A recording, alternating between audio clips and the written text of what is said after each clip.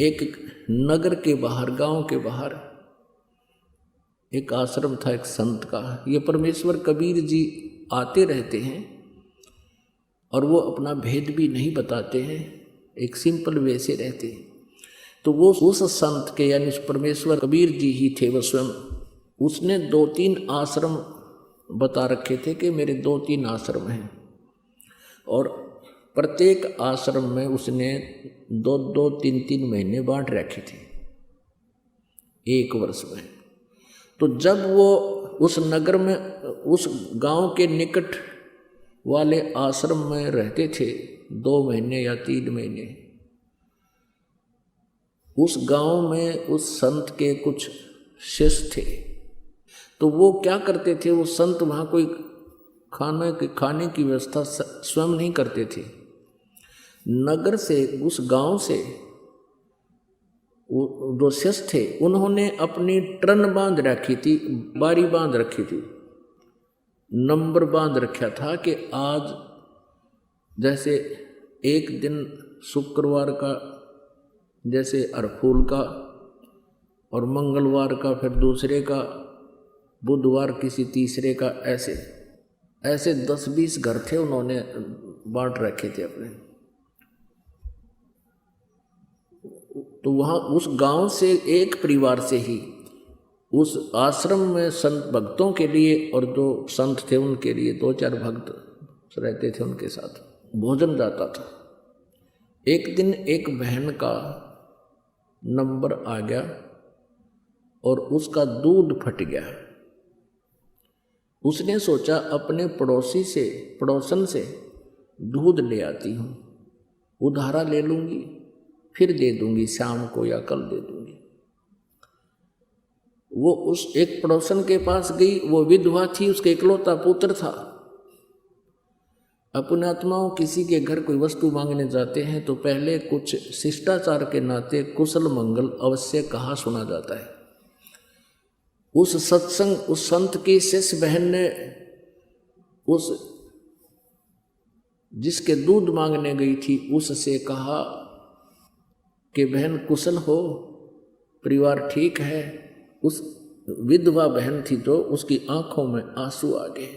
कहने लगी, बहन मेरे जीवन में सुख भगवान ने लिखा है को नहीं।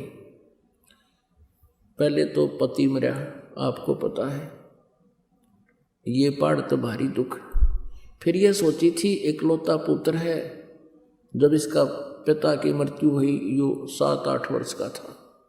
अब ये सोची थी कि ये युवा हो जाएगा, इसे मैं पाल पोस के बड़ा कर दूंगी, अपना काम संभाल लेगा और इसका विवाह कर दूंगी, मुझे सुख का सांस आ जाएगा। अब ये लड़का 15-16 वर्ष का हो गया, ना काम करता और ये शराब पीवे और पैसे घर से जो चीज़ मिल जाती है यानी पैसे ले जाता है और पता नहीं कहाँ रहता है सारा दिन। मुझे पता नहीं इसका, ना बताता, देर से आता है और कुछ कभी कहती हूँ तो लड़ने को तैयार हो जाता है। यूँ कहकर बहुत रोने लगी। तब उस जो सत्संग में जाती थी उस बहन ने कहा कि बहन तू ऐसे कर, हमारे साथ तू सत्संग में चला गए और वहाँ जाने से तेरा मन भी हल्का होगा। आज सारा दिन यहाँ टेंशन में पड़ी रहती है, वहाँ परमात्मा की चर्चा सुनेगी, बतलावेगी, तेरा मन खुश होगा और परमात्मा की शरण में आने से बहुत लाभ हो जाता है। तेरे बेटे को भी परमात्मा ही सुधार सकता है। वो कहने लगी, नहीं बहन, नहीं नहीं नहीं, ये एक और नया मुकदमा शुरू हो जाएगा। मैं विधवा हूँ और यदि मैं सत्संग में जान लगी तो ये मेरे आसपास के जो जेठ देवर ये ही ना जीण देंगे, 100 व्यंग कसेंगे, पता नहीं के बात बनाओगे।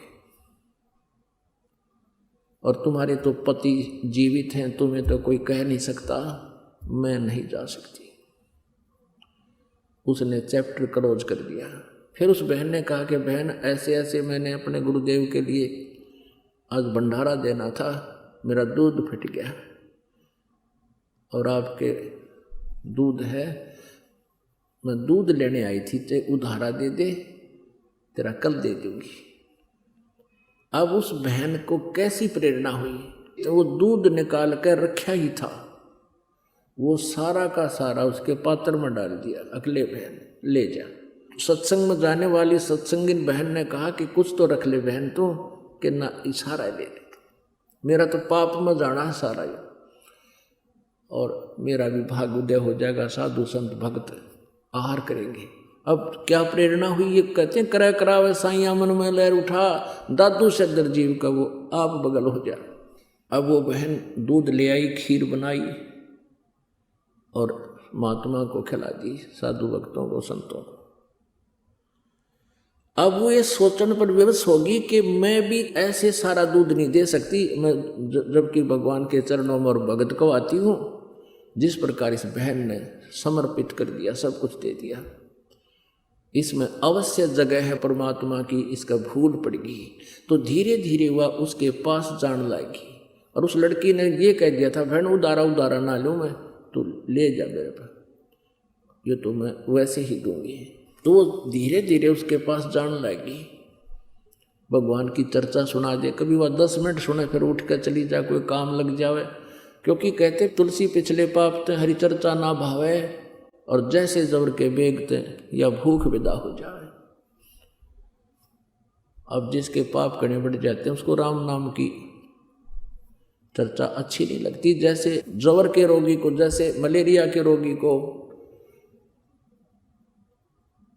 रोटी भी कड़वी लगती है, मनुखा दाख भी कड़वी लगती है, वो कड़वी नहीं होती, लेकिन उस बुखार के उस जवर ने उसके शरीर की व्यवस्था को ऐसा बिगाड़ दिया कि मीठी चीज भी, मीठे पदार्थ भी कड़वे लग रहे हैं।